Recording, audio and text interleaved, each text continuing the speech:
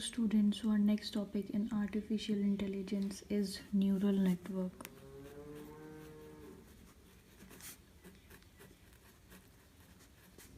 सो neural network क्या होता है? ह्यूमन बॉडीज़ में हमारा जो ब्रेन है उसमें बहुत सारे सेल्स होते हैं, तो वहाँ पे हमारे पास न्यूरॉन्स होते हैं, बहुत सारे मिलियंस ऑफ न्यूरॉन्स हमारे पास होते हैं।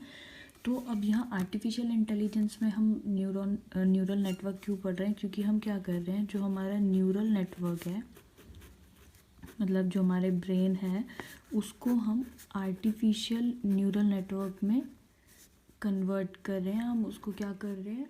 आर्टिफिशियल न्यूरल नेटवर्क बना रहे हैं।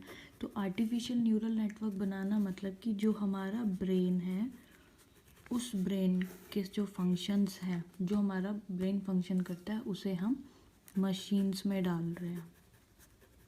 हम उसे मशीन्स में डाल रहे हैं। जैसे आप गूगल असिस्टेंट ले लो, गूगल ट्रांसलेट ले लो, तो वो वाली सारी चीज़ें जो है वो न्यूरल नेटवर्क में आती हैं। अब यहाँ पे हम क्या कर रहे हैं? ब्रेन क्या करता है? ब्रेन इनपुट लेता है, वो चीज़ों को देखता है, फिर उनको क्या करता है? समझता है, और फिर उसके बाद उसका एप्रोप्रिएट वो आउटपुट निकालता है। तो यहाँ पर क्या हो रहा है, जब हम आर्टिफिशियल न्यूरल नेटवर्क कर रहे हैं तो हमने इनपुट डेटा लिया। अब इस इनपुट डेटा के ऊपर हम कुछ एल्गोरिथम्स लगाएंगे, और वो एल्गोरिथम्स लगा कर के हम उसे कन्वर्ट कर देंगे एक मीनिंगफुल डेटा में। अब ये वाली जो प्रोसेसिंग है, ये वाली जो वर्किंग है, ये एक नॉर्मल कंप्यूटर की है, जो आपका नॉर्मल कंप्यूटर करता है। जैसे कि सपोज़ मैंने बोला 8 की पावर 8 का मुझे सोल्यूशन चाहिए, तो जो नॉर्मल कंप्यूटर होगा वो उसका एक्यूरेट आंसर दे देगा। अगर इसी चीज़ को ह्यूमन करने बैठेगा तो उसको आंसर निकालने में थोड़ा टाइम लगेगा, बट जो नॉर्मल कंप्यूटर है वो क्या करेगा? बहुत जल्दी आंसर दे देगा। तो यहाँ पे कंप्यूटेशन के लिए जो नॉर्मल कंप्यूटर है वो बहुत अच्छे से वर्क कर रहा है। लेकिन अगर हम लें एक एग्जांपल कि सपोज़ आपने कोई ऑफिस ज्वाइन किया है, आपका फर्स्ट डे है, तो आपने वहाँ पे सबका फेसेस देखे हैं, उनके नेम्स आपको याद हैं, बट सेम चीज़ अगर आप नॉर्मल कंप्यूटर को बोलोगे तो वो उन्हें उतनी अच्छे से रिकॉग्नाइज़ नहीं कर पाएगा। या सपोज़ उसने रिकॉग्नाइज़ कर लिया डे 1 उनके फेसेस कैसे थे, उसके बाद अब जो एम्प्लॉयज़ हैं उन्होंने सपोज़ कुछ नया हेयर स्टाइल नेक्स्ट डे वो लेकर आ गए, कोई शेव करके आ गया, तो वो पहचान नहीं पाएगा, उसको टाइम लगेगा। या फिर वो क्या करेगा कि हाँ 20% 30% फेसेस मिल रहे हैं बट एक्यूरेट नहीं है। या जैसे इसका एक एग्जांपल हम ले सकते हैं आयरन मैन का। तो सबको पता है आयरन मैन में जो हीरो है टोनी स्टार्क, सब उसका बाय फेस जानते हैं। तो अगर नॉर्मल ह्यूमन उसको देखेगा, चाहे वो शेव करा के आए, चाहे वो हेयर स्टाइल बदल के आए, या वो अपना मास्क लगा के आए आयरन मैन वाला, तो सब उसको पहचान लेंगे। लेकिन कंप्यूटर उसको नहीं आइडेंटिफाई कर पाएगा। तो अब इस नॉर्मल कंप्यूटर पे क्या होता है, हम न्यूरल नेटवर्क लगाते हैं, तो उसके लिए हमें लर्निंग एल्गोज लगानी होती हैं, सो दैट वो क्या करे, उसका जो न्यूरल नेटवर्क है वो इम्प्रूव हो जाए। तो हम क्या करते हैं? लर्निंग्स लगाते हैं ताकि उसका जो न्यूरल नेटवर्क है वो इम्प्रूव हो जाए, और फिर वो खुद से लर्न करे, और फिर वो खुद से पहचान ले। अब जैसे हमारा, अगर हम बायोलॉजिकल हमारा जो न्यूरल नेटवर्क होता है उसको देखें, तो वो कुछ इस टाइप से होता है।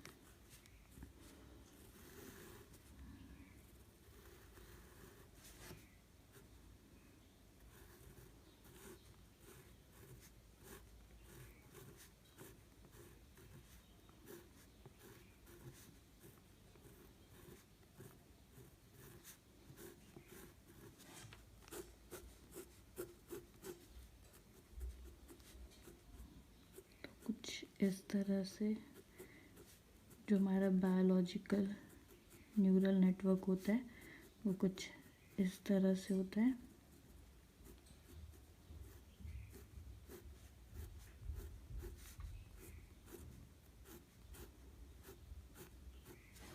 सो ये जो हमारे होते हैं, ये होते हैं डेंड्राइट्स।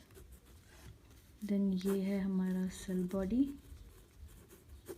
देन ये है एक्सॉम्स, और ये हैं टर्मिनल एक्सॉम्स। सो डेंड्राइट्स क्या करते हैं, ये इनपुट फैच करते हैं कि जो भी उनको दिख रहा है बाहर वो उस इनपुट को फैच करते हैं। देन सेल बॉडीज़ क्या करते हैं, वो उसके ऊपर प्रोसेस करते हैं, प्रोसेसिंग जो होती है वो सेल बॉडीज़ करते हैं।